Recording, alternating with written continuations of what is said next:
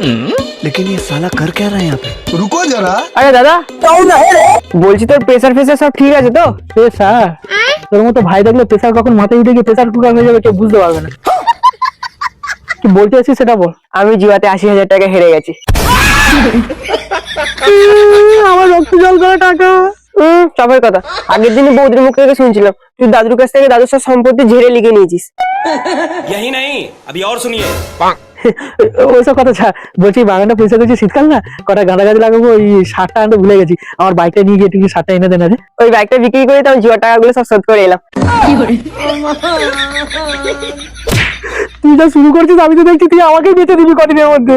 মিথ্যে কথা বলবো না দাদা, আমি তোর ছবি দেখিয়েছিলাম, সালার 1300 টাকা দেবে বলছে।